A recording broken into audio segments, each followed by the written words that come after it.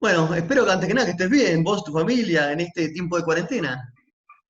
Por suerte estamos muy bien. Nada, la verdad que no me puedo quejar y no nos podemos quejar. Estamos con la familia, tenemos salud, estamos por ahora bien y como muchas veces dicen por ahí, el único esfuerzo que nos piden es quedarnos encerrados en nuestra casa, con lo cual tenemos también la posibilidad de trabajar desde acá, así que la verdad es que al lado de cómo la está pasando mucha gente, muy bien. Bueno, la idea es charlar un poco sobre esta etapa de cuarentena que tenemos y la realidad, cómo está afectando, cómo nos está cambiando, pero me encantaría empezar hablando primero, antes de meternos específicamente en el tema de hoy, es primero hacer un balance de Accenture Interactive en el 2019, año en el que ustedes hicieron muchas cosas importantes, entre ellos decidieron la compra de agencias creativas como Droga5 y Shackleton, entre otras. Así que me encantaría si podés hacer un pequeño balance de lo que fue el 2019 y los primeros 3 meses de este año antes de nuestro amigo el coronavirus. La verdad que el 2019 fue un año muy bueno. Si yo lo dividiese en los 3 años que llevo adentro de Accenture, te lo dividiría así. El primer año fue de absoluto aprendizaje, entendimiento e integración mía propia de Accenture y todo el inicio de lo que fue la formación de lo que es hoy Accenture Interactive. El segundo año fue de empezar de alguna manera el desarrollo, buscando clientes, buscando oportunidades, dando servicio interno a muchos clientes que ya tenía Accenture, estableciendo criterios de trabajo, aprendiendo de lo que ya se había hecho en Estados Unidos, en Europa y en Brasil.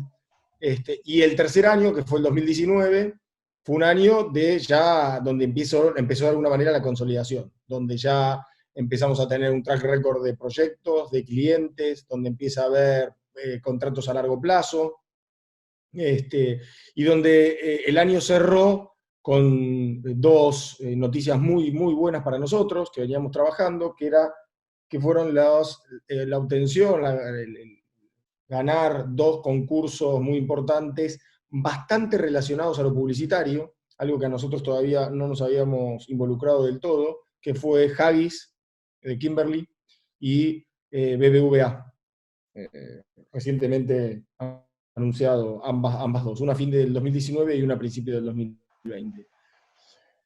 Por supuesto que de BBVA ganamos el negocio de lo que nosotros llamamos ventas digitales, no es la publicidad tradicional, para que quede claro eh, y no haya confusión, pero fueron licitaciones o concursos que vinieron por publicidad y terminamos obteniendo esos proyectos como para Accenture Interactive. Entonces, la verdad, este cuarto año que ya está corriendo, más allá de la coyuntura y demás, es un año donde tendría que ser el año de la consolidación de la práctica y donde ya establezcamos ya ciertos parámetros de éxito, donde dejemos establecido una práctica que funciona, donde dejemos establecido contratos a largo plazo, donde el posicionamiento nuestro no sea ya de lo que podemos ofrecer, sino de trabajos realizados.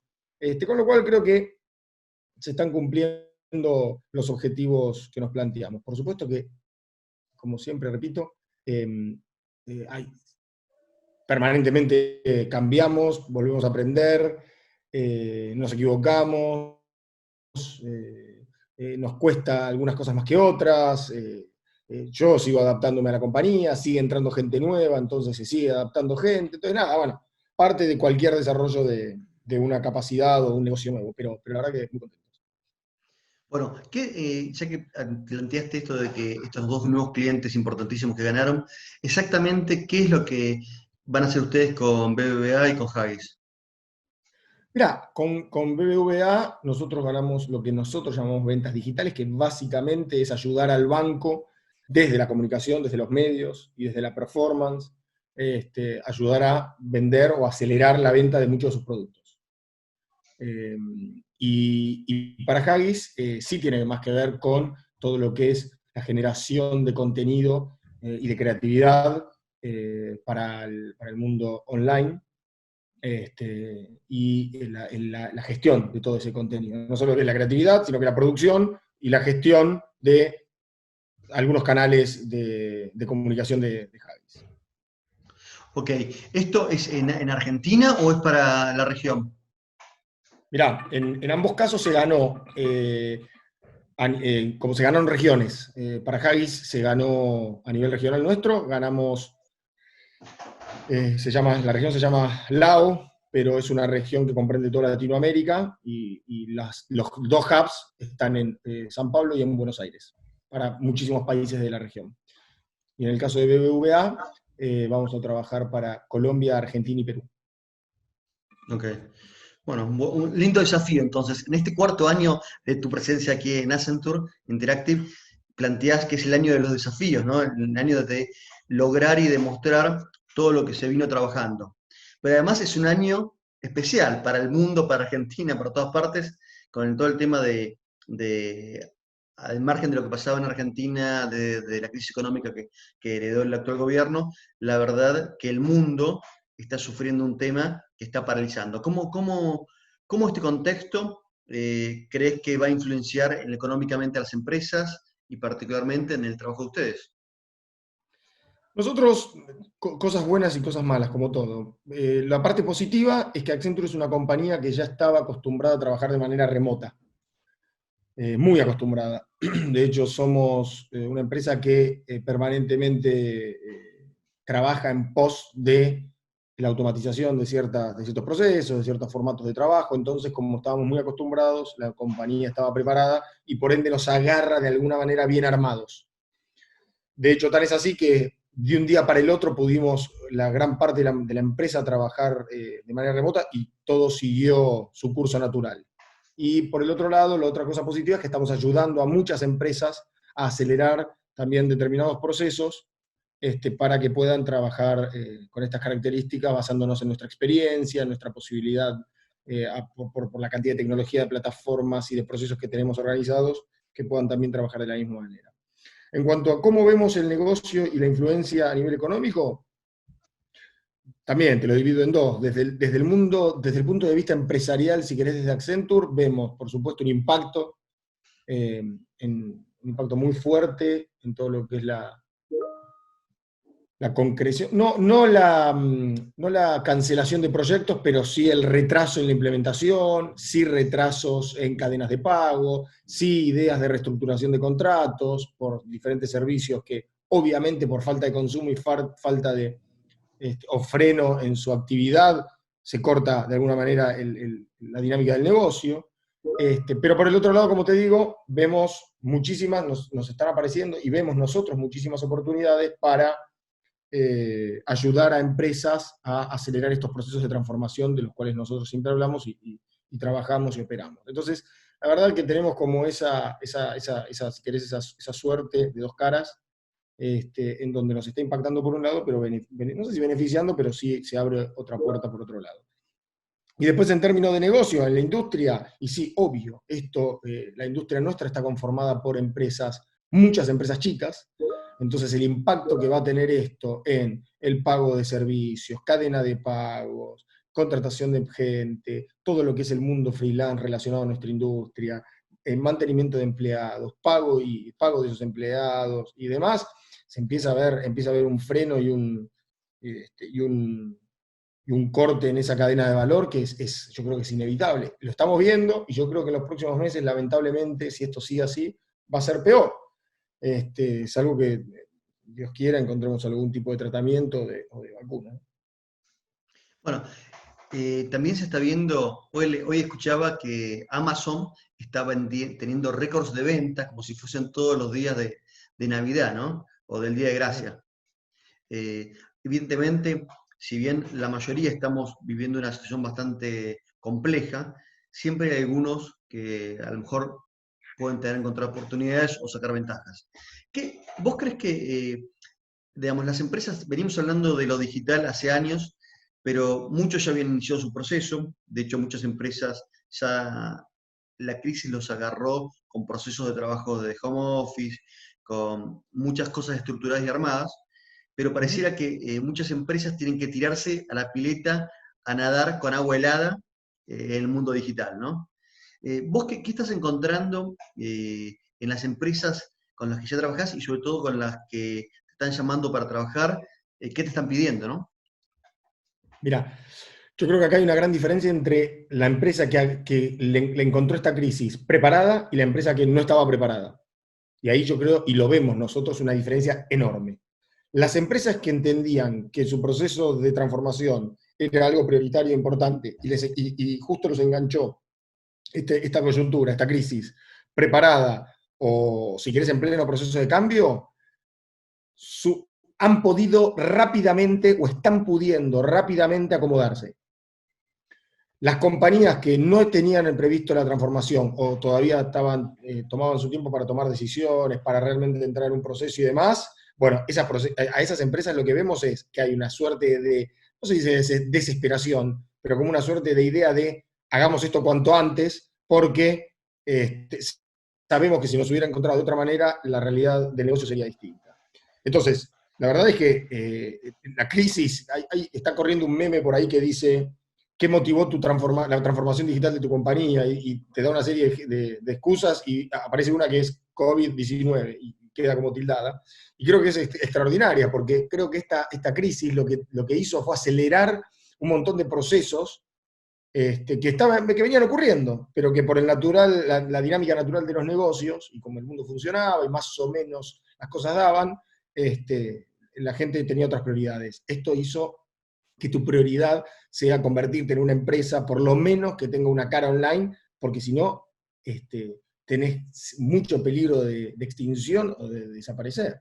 Y esto lleva a una máxima que nosotros siempre hablamos y hablamos con los clientes, que es que hay un error muy grande en muchas empresas, que es esta idea de cuando a vos te va mal, es tarde para cambiar. Vos tenés que cambiar cuando te va muy bien, porque el cambio se hace estando bien cuando tenés plata y tenés inversión para dedicar a hacer esa transformación. Ahora, ¿qué pasa?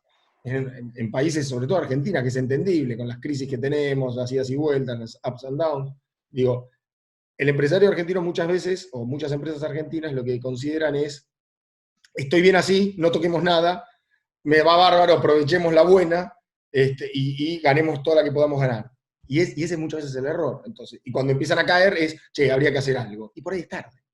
Es tarde porque tu cliente ya no lo tenés, es tarde porque ya no tenés ingresos, es tarde porque no tenés el talento, es tarde por un montón de razones. Entonces me parece que esta crisis, si pudiéramos verle alguna parte positiva, es que va a acelerar muchos procesos de transformación en compañías que por ahí no lo tenían como prioridad y hoy lo estamos viendo. Ahora, una cosa que también es importante y que considero es, ¿esto quiere decir que ahora, cuando salgamos de esta crisis, y ojalá que sea pronto, todo va a ser online y todo va a ser digital? No.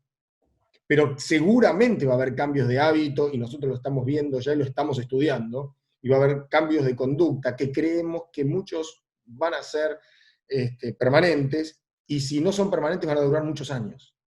Entonces, me parece que no hay que, como siempre también digo, no hay que irse a los límites o a los extremos en cuanto a definiciones, pero sí me parece que es un muy buen momento para invertir, si podés, o terminar de hacer ese proceso de transformación, o de ir al mundo online, por decirlo de alguna manera, si no lo hiciste aún, porque la salida de esto, yo creo que va a ser, va a requerir, sin lugar a dudas, empresas mucho más eficientes, más productivas, más modernas, y mucho mejor, por ende, preparadas para reactivar el consumo. La famosa frase, equipo que gana no se toca, ¿no? Pero el tema es que si no se toca cuando gana, después es difícil tocarlo porque ya no tenés equipo, ¿no? Exactamente. Es tal cual lo que acabas de decir.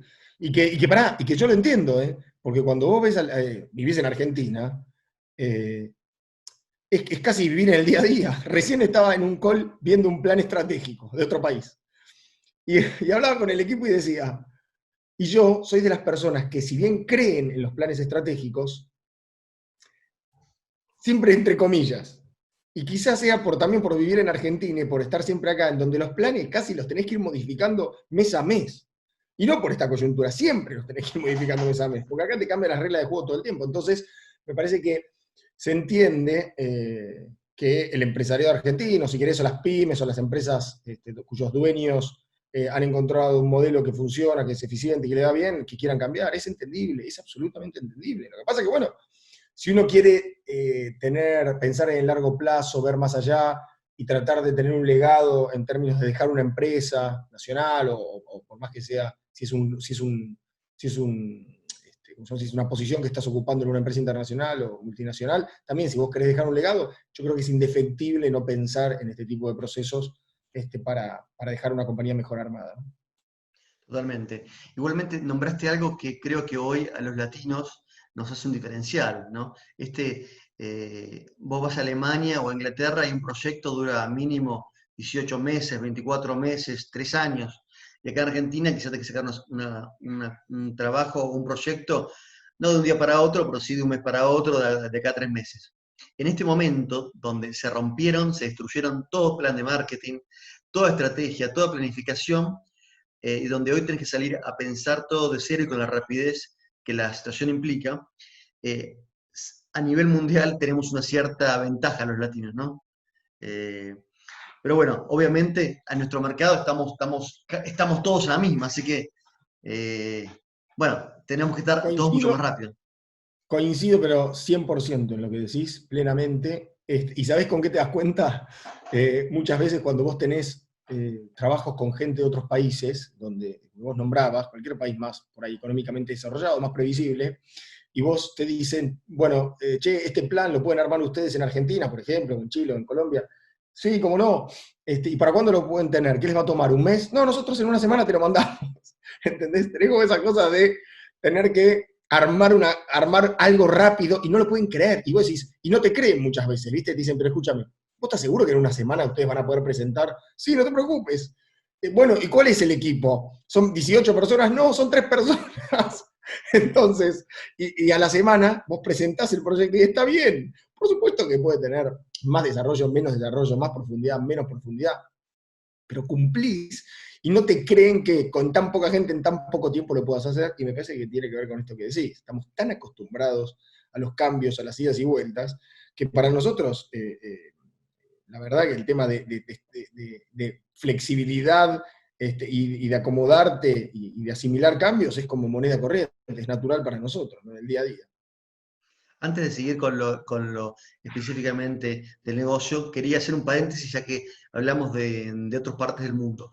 ¿Cómo ves que particularmente en Argentina o en América Latina, pero particularmente en Argentina, que es donde estás basado, eh, donde estamos basados, actuó el gobierno respecto a todo el tema de la pandemia? Comparado con otros países que tienen mucha planificación, comparás con Inglaterra, con Estados Unidos, con otros países, ¿cómo ves que actuó y que está actuando para resolver cuestiones? Yo creo que la verdad es que tuvimos el beneficio de que por primera vez alguna cosa de estas ocurra en otro continente, en otros países, y que nosotros nos podamos enterar. El hecho de poder ver lo que había pasado en Europa, lo que estaba pasando en Estados Unidos, por suerte nos hizo tener el famoso diario El Lunes para, de alguna manera, marcarnos el camino. Creo que las autoridades y el Estado está actuando bien. Creo que es muy difícil estar en los pies del gobierno en este momento. Me parece que cualquier análisis que se haga sentados en cualquiera de nuestros lugares es absolutamente eh, inválido, es decir, no tiene validez porque hay que estar en ese lugar para tomar decisiones en el día a día, ver cómo ocurren, tener la información, y que todo te cambia minuto a minuto. Pero yo creo que hasta el momento, me parece que por los resultados que vemos, se están tomando buenas decisiones, se está protegiendo a la gente, se está priorizando la salud.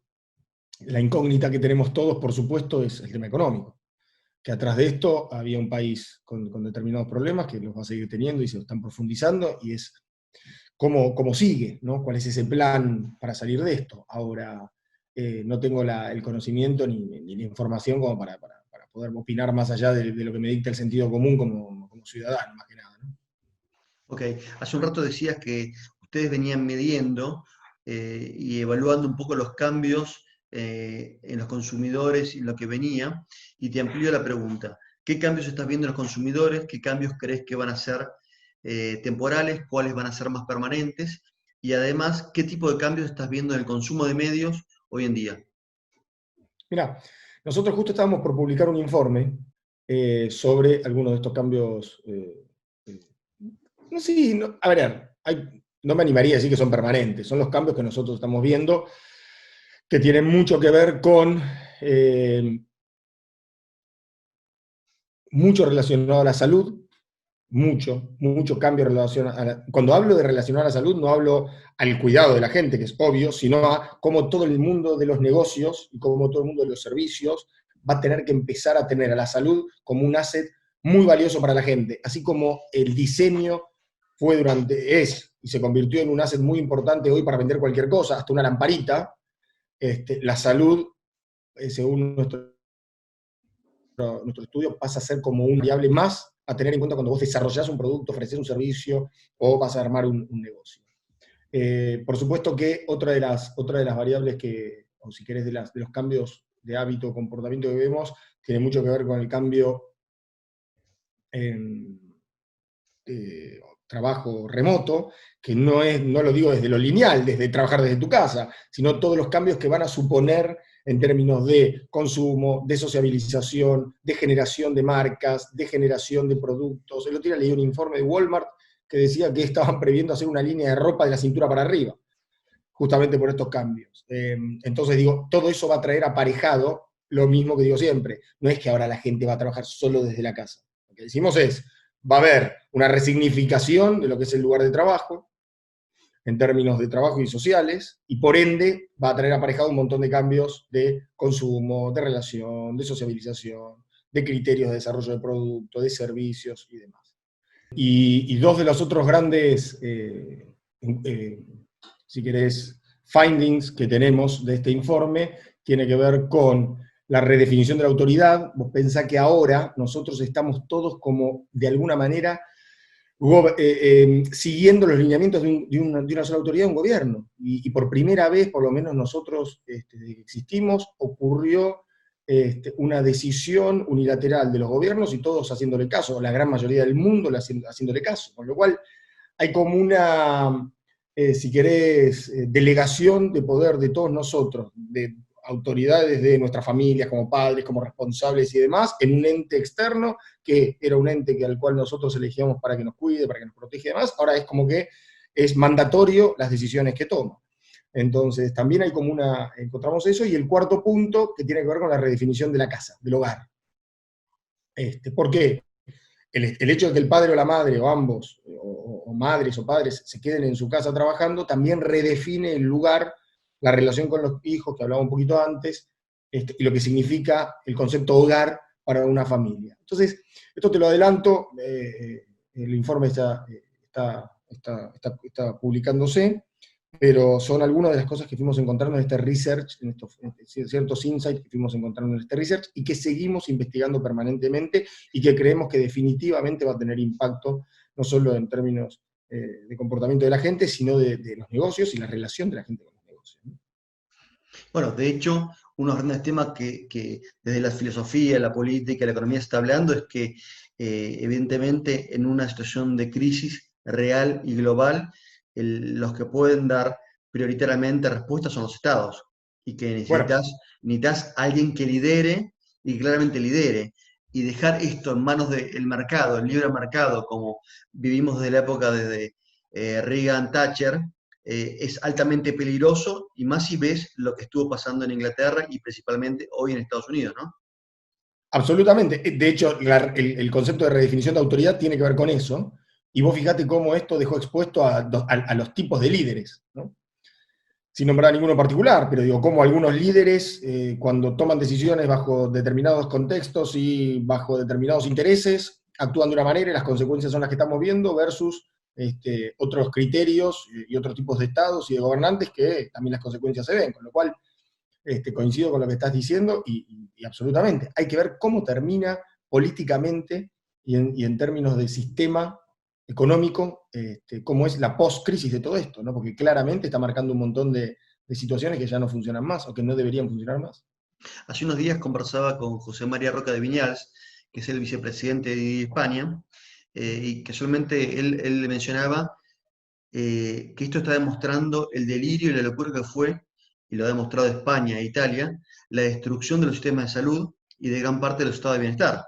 Y de hecho, el otro día, eh, no me acuerdo si fue el New York Times, que hablaba de cosas que ya se venían hablando en Europa, de la necesidad o de ponerse a pensar de una renta universal para todo el mundo, porque cómo también habría que empezar a pensar la sociedad en este mundo donde hay una concentración. Según Oxfam, es impresionante lo que ha pasado, simplemente se ha concentrado desde el 2018 al 2019, en porcentaje de pocas personas que a lo mejor caben entre tus manos y las mías, y la cantidad de gente que ha quedado afuera, y cómo eso también está también llevando a estas graves crisis que estamos viviendo, ¿no?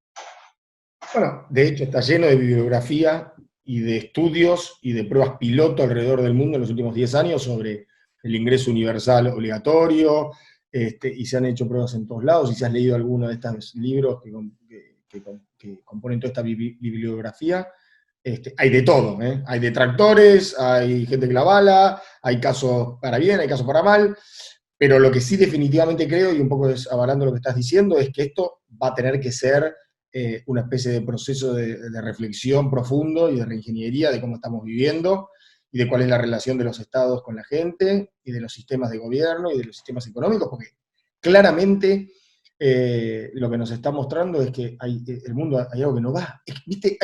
Para mí hay una cosa medio filosófica, medio existencial, que esto lo comparto con amigos y demás, que es, pareciera que el mundo necesitaba esto, ¿viste? En algún punto. Pareciera que el mundo era energéticamente, pareciera que es como que nos ha mandado cierta situación de crisis porque el mundo necesitaba como cierto respiro, y en términos generales, no solo ambientales.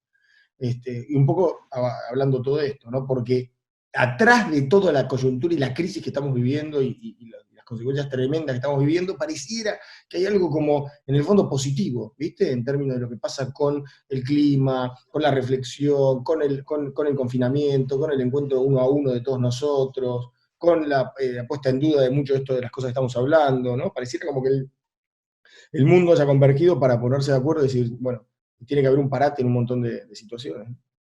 Sí, bueno, esto que mencionás recién, hoy, no, hoy o ayer se veía en Kenia, en un monte que no me acuerdo el nombre, y el otro día se veía el Himalaya, que estaban siempre tapados por el smog, ¿no? Eh, La cantidad de animales que están tomando las calles y las ciudades. Yo tengo el optimismo, tengo la esperanza de que cuando esto termine salga un estudio de la NASA que diga que gracias a los 2 meses de confinamiento logramos reducir X porcentaje de contaminación o de la capa de ozono, o no sé qué. Pero digo, tengo como esa esperanza de que esto haya servido para algo, además de la parte más humana, ¿no? Por supuesto, nada, y de gobierno y todo lo que estamos hablando. Ojalá, el tema es que eso que vos decís que ojalá la NASA en 2 meses nos diga que se mejoró, pero el problema sería qué hacemos para que no vuelva a empeorar, ¿no? Y en este sentido, si uno empieza a analizar un poco, charlaba el otro día con José María, ¿no? Él decía, y bueno, hay que replantearse un poco si necesitamos ciudades tan congestionadas y grandes. Nosotros que vivimos en Argentina, y a lo mejor conocés cómo alguien se toma el tren en 11 y cómo viajaban, pensá, la verdad que es increíble cómo no haya agarrado un virus en otros momentos porque podría haber sido un desastre, conociendo las condiciones de transporte y además la aglomeración de gente. Pero me parece que esto va a plantear, y ahí te lo uno con lo digital, con el e-commerce y demás, cómo podemos empezar a vivir en sociedades que estén un poco más desconcentradas. Creo que el futuro implica pensar a vivir en sociedades que sean ciudades más chicas, ¿no? Sí, y yo creo que todo, mira, y también tratando de unirlo con lo que nos dedicamos y trabajamos y pregonamos en términos de experiencia, de poner a las personas en el centro, yo creo que el día que nosotros construyamos ciudades y pensemos nuestros lugares para vivir poniendo a la gente en el centro de verdad, todo esto va a cambiar. Porque digo, muchas de estas cosas que vos estás contando, y cómo viaja la gente en medio de transporte, y hay muy buenos ejemplos afuera, pero digo, tiene que ver con no pensar en la gente. Entonces digo, si nosotros hiciéramos parece una pavada, pequeño cambio que sería monstruosamente grande y diferencial, que es, si vamos a diseñar un servicio que sea pensando en la gente, si vamos a diseñar un medio de transporte que sea pensando en la gente, si vamos a diseñar un control remoto que sea pensando en la gente, ¿vos sabés todo lo que cambiaría en términos de servicio para las comunidades? lo que cambiaría la manera en que vivimos, lo que cambiaría la manera en que nos movemos, las decisiones que tomamos. Lo que pasa es que volvemos a lo mismo, estamos dominados por un sistema que no tiene que ver con poner a las personas en el centro, y si bien hay una tendencia muy fuerte hace unos años, todavía es en países muy escasos, muy desarrollados, y en algún tipo de servicio y de producto. No hay como una idea general de, señores, pensemos en la gente, no en el usufructo económico o en la mayor rentabilidad o en el mejor deal. Y eso también es un cambio de paradigma gigante que debería darse y que esta coyuntura podría, no sé si traer, pero ayudar a acelerar. Sí, creo que por lo menos abrió mucho más la discusión y hay mucha gente que no lo veía, por lo menos empezarse a preguntar sobre estos temas. Antes estaba como metido, si querés, en las ONG, algunas ONG que podían hablar de estos temas, algunos partidos políticos, algunos filósofos. Creo que ahora me parece que distintos sectores de las empresas, de la sociedad, de los gobiernos tienen que empezar a plantearse esto. Pero bueno, Sí, y salir de esta lógica que a mí también tampoco me gusta, que es esta idea de solidaridad que tenemos, que es que cuando hay una crisis y coyuntura, todos nos ponemos a hacer barbijos. Todos nos ponemos a hacer tal cosa que necesita. Me parece que estaría buenísimo que esto quede permanente y que entendamos que lo que hoy son barbijos, porque la crisis nos lleva a esa necesidad, todo el tiempo hay necesidades permanentes y subyacentes donde deberíamos todos dedicarnos a producir y hacer. Yo creo que ahí también estaría buenísimo que ocurra un cambio en ese sentido y donde no adaptemos nuestra fábrica para hacer barbijos hoy porque nos conviene, sino que tratemos de adaptar todos los sistemas de empresas y todas las empresas en favor de esto. Algunas las hacen, por supuesto, dentro de las posibilidades. Bueno, me parece que estaría buenísimo que sea mucho más importante. ¿pero crees que un cambio de ese tipo lo pueden liderar empresas o debería ser el Estado, los gobiernos que vuelvan a revalorizarse para guiar y normativizar este tipo de sentido de vida, ¿no? Mira, claramente tienen que ser los gobiernos, pero, las empresas yo creo que pueden ayudar mucho, porque lo otro que ha ocurrido, que viene ocurriendo hace 20 años, es esta transferencia de responsabilidad de la gente, de los gobiernos a las empresas. Porque la gran aparición o la gran cantidad de ONGs y empresas socialmente responsables que se dedican a estos temas es cada vez más grande. ¿Por qué? Porque evidentemente la gente está viendo que los gobiernos de turno, en general, no se terminan de hacer cargo ni responsables de las cosas que hay que hacer. Por eso es la proliferación de empresas sociales que existen y demás. Totalmente. Es una discusión que deberíamos dar mucho más larga que excede esta entrevista, pero interesante plantearlo. También. Bueno, hablando del mundo digital y de Accenture Interactive, eh, esta nueva realidad puso manifiesto la necesidad urgente del e-commerce, no solamente para los retail, sino para todos. Vos decías que tenés un banco como el BBVA, que hoy ya es digital, pero en todos los sectores, desde la cosa más simple hasta la cosa más compleja, necesitamos, el e-commerce es una herramienta en tiempos tan difíciles como hoy, indispensable, y si pensamos un futuro más con el ser humano en el centro, también sería bienvenida. ¿Cómo están las empresas y cómo están trabajando ustedes en este sentido con el e-commerce y qué le están pidiendo y qué ustedes están proponiendo? Mira, nosotros tenemos una propuesta de e-commerce que nosotros la llamamos end-to-end porque nuestra propuesta comprende la gestión, el desarrollo y la operación completa de lo que es un sistema de comercio digital o digital commerce. Por supuesto que con esta coyuntura, como te comentaba antes, han crecido muchísimo las oportunidades para ayudar a las empresas a o eficientizar lo que ya tienen, desarrollarlo o ayudarlos en alguna de las etapas. Muchísimas empresas son parte de un marketplace. Ahora, muchísimas empresas no tienen su e-commerce. Muchísimas empresas tienen un e-commerce, un carrito de compra muy básico. Muchas empresas no manejan su stock ni su logística. Muchas empresas tienen todo, pero lo manejan no de la manera más eficiente posible. Muchas empresas tercerizan la operación. Digo, vos te encontrás con una variedad bastante compleja de opciones y de situaciones. Nosotros te diría que es de nuestras propuestas, de nuestros servicios, es la oferta que más oportunidades estamos encontrando y nos están llamando. Y tiene que ver con lo que te decía antes, con acelerar de alguna manera la presencia en el canal online y el mejor uso, el más eficiente de toda su operación. ¿Qué nos estamos encontrando? Mucha necesidad de mejorar la experiencia en todo ese e-commerce, mucha necesidad de tener su e-commerce propio, no solo estar en un marketplace como podría ser cualquiera de los que conocemos, y mucha necesidad de seguir construyendo marca atrás de esto. Es decir, que la gente sepa, que vos sepas que el servicio que te estoy dando es de esta marca, que vos me estás llamando, que quiero que valores mi experiencia, que quiero llegar de la mejor manera y que todo lo que la relación que tenemos sea constructiva y tenga que ver con fidelidad hacia la marca. Entonces, todas estas aristas que te estoy contando se conjugan en un tipo de estrategia que nosotros estamos ayudando a las compañías y que no necesariamente una rechaza a la otra. Es decir, esto no es estar en un marketplace o tener tu e-commerce. Nosotros creemos que hay una combinación, por eso hablamos de estrategia, de tener un plan, de presencia digital en diferentes canales, que cada uno tiene su objetivo y que cada uno tiene una línea de revenue distinta y que todas construyen de alguna manera tu imagen y te permiten esta relación uno a uno con los empleados, perdón, con los clientes. Recién hablábamos de que cómo algunas empresas se han puesto a hacer barbijos, ¿no? Pero algunas empresas han reaccionado rápido y se han puesto a producir lo que necesitaba el sistema de salud público de su país. ¿Cómo algunas gel, otros barbijos, otras están empezando a intentar armar respiradores? ¿En qué crees que aporta eso? ¿En qué crees que deberían hacer las empresas en general hoy? Tanto a nivel efectivo, productivo, como a nivel comunicacional.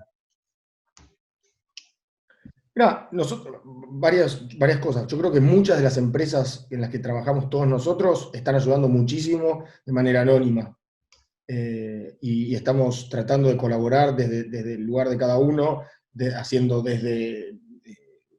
ayudando en términos de análisis, de consultorías, donando cosas, tenemos un montón de actividades, por ejemplo en Accenture, un montón de gente haciendo cosas por diferentes proyectos y planes para gente que lo necesita, y demás. Eso por un lado. En términos yo creo que las empresas, es muy complejo el tema, pero creo dos cosas. Creo, por un lado, que en términos de comunicación, vos no podés desaparecer de los medios. Claramente no vemos lugar para una ecuación comercial, por ahora. Me parece que aquellas empresas que quieran seguir vendiendo, y hablo en términos más masivos, ¿no? Pero que empresas que quieran seguir vendiendo, yo creo que no sé si no vemos el humor ni el mood para que la gente consuma, no por lo menos cosas esenciales o cosas muy caras. Distinto por ahí son empresas más chicas con consumos más pequeños. Pero sí vemos una necesidad de la gente de escuchar a sus marcas, a las cuales le es fiel y les consume y les compra y las sigue, escucharlas, darles algún tipo de servicio, darles contención, escuchar las que están del lado de la gente, escuchar qué están haciendo, porque me parece que acá hay una idea de esta relación ida y vuelta, ¿no? En donde si yo toda la vida te compré y toda la vida te apoyé y toda la vida ayudé a que vos seas lo que sos como marca, bueno, en esta situación en la que yo te necesito, bueno, te quiero escuchar a vos ahora, decirme cómo me vas a ayudar, qué me vas a dar en esta situación, qué estás haciendo por mi país, qué estás haciendo por la gente que lo necesita. Digo, hay un lugar en donde las marcas tienen un rol social cada vez más importante, otorgado por esto que te decía antes de esta transferencia para mí de responsabilidad y poder que le dio la gente desde las instituciones del Estado, gubernamentales, a ciertas empresas. Entonces me parece que ahí es un momento en donde esto se está dando vuelta, donde las empresas ahora tienen que decirle a la gente y mostrarle a la gente que son serias, son responsables y que van a estar ayudando como la gente espera. Ahora, lo que es interesante acá es prepararse para la salida de la crisis. Esa era mi siguiente pregunta. Claro, porque también ocurre muchas veces que muchas empresas te dicen, bueno, no, pero ahora no puedo pensar en otra cosa que no sea un plan de contingencia, reestructurar, y nosotros ya tuvimos bastante experiencia en salida de crisis, y sabemos que los rebotes muchas veces son exponenciales, ¿viste? Y muchas veces tardan, y van de a poco, pero muchas veces son de un día para el otro. Y vos tenés que tener la compañía preparada. Entonces te diría que estamos trabajando en ambos conceptos, tanto en planes de contingencia, que tienen que ver con servicios de coyuntura, comunicación de coyuntura y básicamente contención, serían las 3 palabras, y en planes también de despegue, ¿no? De salida de lo que es la post-crisis. Que hoy parece difícil, hoy es raro, y por ahí es difícil desde lo comercial plantearlo, pero sí es importante para nosotros tener ahí ya conceptualmente una idea de cómo salir, hacia dónde salir y qué hacer. ¿Por qué? Porque además hay otro tema acá, que es muy importante, que es, y me trato de poner un poco frío, olvidémonos por un segundo de la salud, y no quiero decir olvidarme, quiero decir pongámoslo a un costado. El mundo sigue. Y el hecho de que vos vendas tiene que ver con que un sistema funcione, tiene que ver con darle trabajo a un montón de gente, tiene que ver con volver a poner en funcionamiento una cadena de valor. Entonces, tenemos que seguir tratando de que esto subsiste y de que funcione. Entonces, así como te digo que hay momentos y momentos para hablar o para vender, tampoco le tenemos que tener miedo a volver a vender o a volver a hablarle a la gente de comprar tal cosa, comprar tal otra, te ofrezco tal servicio y demás. Hay que ver, por supuesto, cómo se lo decís, cuál es el tipo de mensaje, cuál es el tipo de oferta, y qué estás pidiendo a cambio. Pero digo, no le tenemos que tener miedo, porque al fin y al cabo todos necesitamos trabajar, todos necesitamos que esto funcione, y todos necesitamos generar ingresos para subsistir. Entonces, lo que creo que hay que darle el lugar que se merece, y hay que trabajar en un plan más integral de crisis y post-crisis, y no tenerle por ahí miedo a hablar de ventas o de salida de la crisis, por más allá que hoy nos sea difícil verlo. ¿Cómo estás viendo? Ustedes en el 2019 hicieron una fuerte inversión y compraron 2 agencias muy importantes del mundo de la creatividad. ¿Cómo fue este primer año de experiencia de integración? ¿Y cómo sigue esto, no? Mirá, Accenture es una compañía acostumbrada a adquisiciones, con lo cual, desde lo cultural, en términos de empresa, está acostumbrada a incorporar gente con diferentes culturas, con diferentes ideologías, y trabajar en lo que es la integración. ¿Son integraciones fáciles? No, por supuesto que no, porque llevan tiempo, porque muchas veces las adquisiciones son empresas cuyos dueños fundaron sus empresas y las hicieron muy exitosas y son muy exitosos, entonces incorporarse a una megacorporación como es Accenture no es fácil. No es fácil a la megacorporación acostumbrarse a una cultura de una empresa más chica. Entonces, todo eso lleva tiempo. Hay una mega estructura de gente que trabaja para las integraciones, pero la verdad es que casi siempre, más allá que llevan su tiempo de inversión, son muy exitosas. De hecho, el mejor ejemplo es que estos 2 concursos que ganamos, que te comentaba al principio, fueron ganados junto a con lo cual eso te demuestra de alguna manera que las cosas funcionan. Después hay un plan y un proceso muy, muy, muy desarrollado y muy detallado de integración, donde se trabaja a todo nivel números, a nivel procesos, a nivel cultura, a nivel desarrollo de skills de la gente, y te diría que es una simbiosis. No hay esta idea de Accenture es dueña, entonces impone, o viene la agencia canchera y nos dice cómo hacer las cosas. No, me parece que somos gente toda grande, profesional, y donde cada uno expone sus puntos de vista, donde cada uno expone lo mejor que sabe hacer, y se genera trabajo en equipo que después tiene buenos resultados. Lleva tiempo, no es fácil, pero las cosas suceden y se encausan, y los resultados están a la vista con esto que te acabo de decir. Dale, ¿algo más querés decir? No, espectacular, como siempre, hablar con vos. Sí, muy interesante. Da para mucho más en muchos temas, pero bueno, un placer hablar. Bueno, che, un gran abrazo. Muchas gracias. Gracias. Chao.